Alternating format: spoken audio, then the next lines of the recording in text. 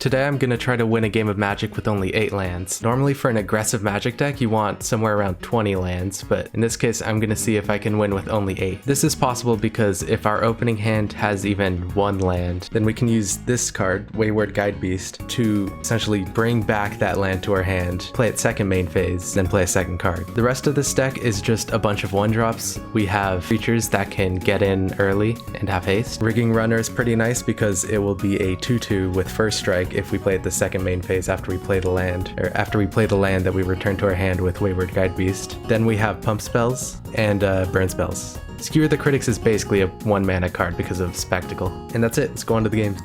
This hand doesn't have a Wayward Guidebeast, but does have 1 land and creatures that I can play, so I'll try it.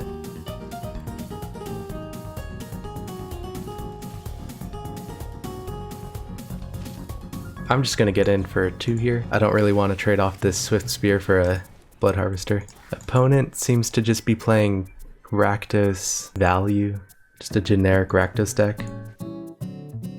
I don't have any way to get in for damage, so I can play a Firebrand, ping them next turn, and then play Skewer the Critics. I think that's my only line. Alright, this game is impossible. Okay, so this hand does have Guidebeast, but it doesn't have any lands. Who could have seen this coming? It does have a land, but no Guidebeast. I kept 6. I'm gonna mulligan this. Still no land. Okay, this has a Guidebeast. I'll just get rid of all of the interaction and keep the 2/2s, I guess. Maybe keep 1 shock. Cut a minion. Play with fire is strictly better than shock.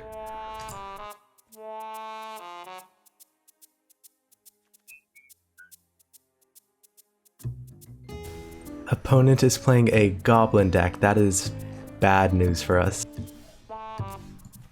That was a good draw.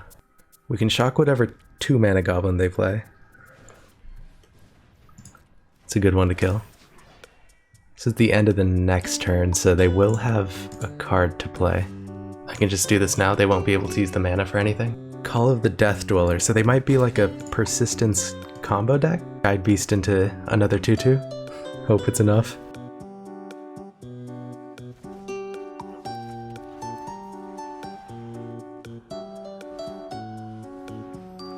Oh no, that's removal. If they can get rid of the Guidebeast here, I think we just lose. Although they are running low on cards, so they're not particularly threatening. They had a pretty bad draw, it looks like. If I had to guess, they're going to block the Rigging Runner with the Crate Maker and then shock the Wayward Guidebeast with its ability.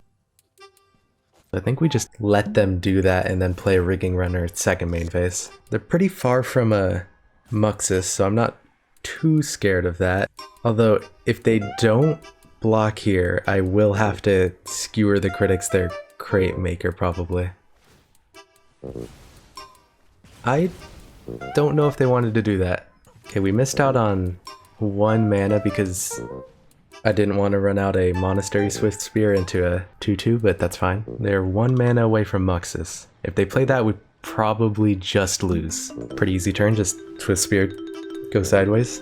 1 land and Muxus kills us. So I think we have to Skewer the Critics one of the Prospectors. What? Okay, they're double blocking it? Sure. Still probably worth it to kill that so they don't have a potential Muxus next turn. I'm very scared of it. It also turns off their Bugbear. Okay, their Den of the Bugbears back online. This is the best case scenario. They're just letting us attack. We win this race.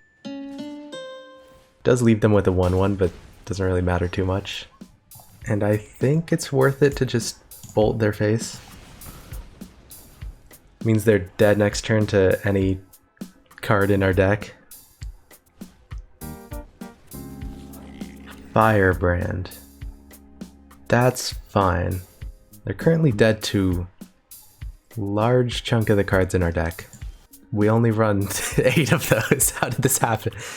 So we are flooding.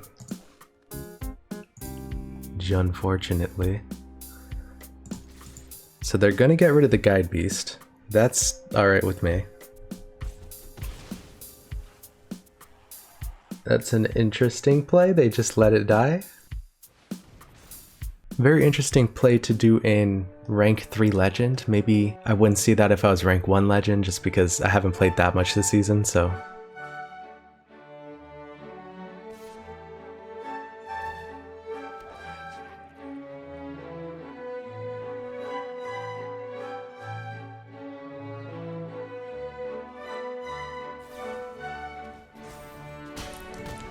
And the classic goblin card must be some secret tech I don't know about. Pack opening time. Abuelo's Awakening. Quintorius touched the old poncho he'd found. A rush of magic condensed into a neck. A wise Abuelo stepped forward. This should give him voice lines. Today I'm going to be trying to win with Death's Shadow in Historic. So this is a 1 mana 13/13, which is very overpowered. The downside is that it is big if you were big.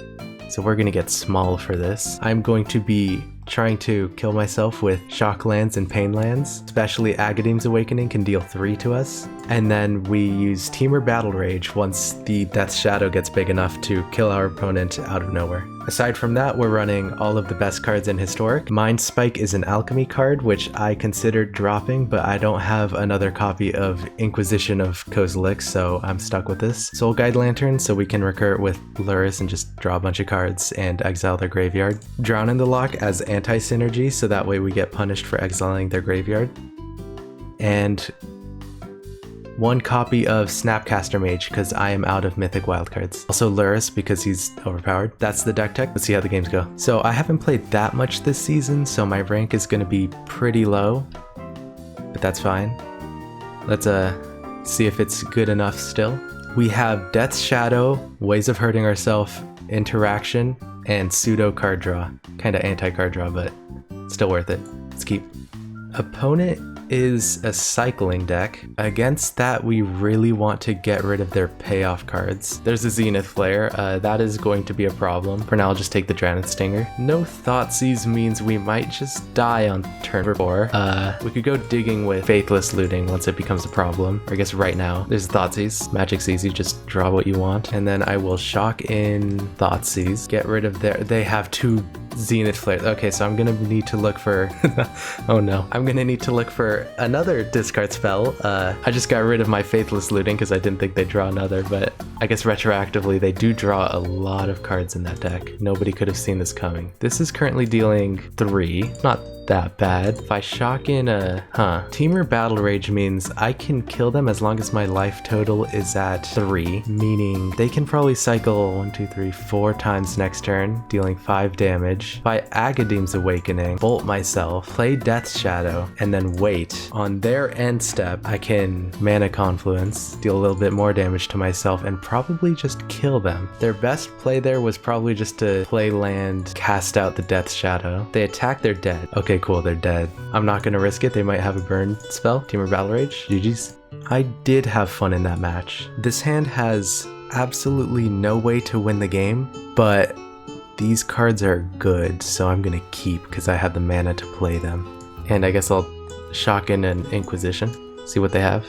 2 Phyrexian. So we're up against the rank 1 player Alexander87.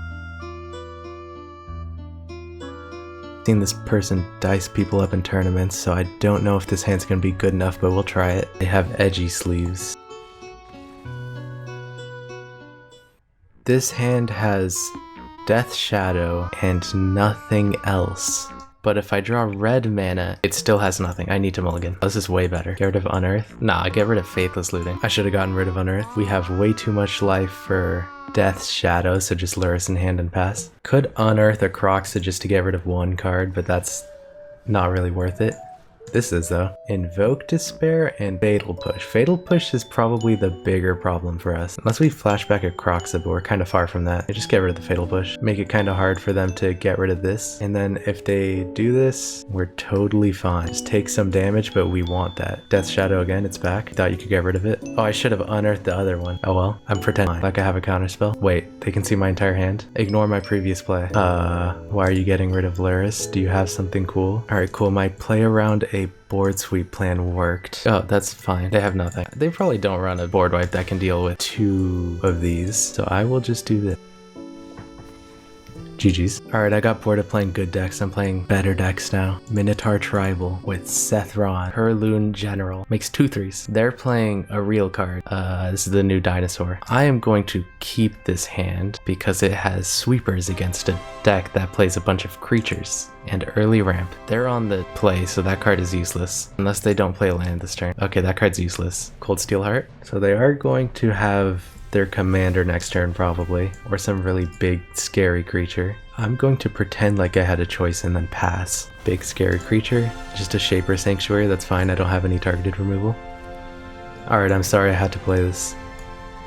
Storm's Wrath deals with all of this, so goodbye.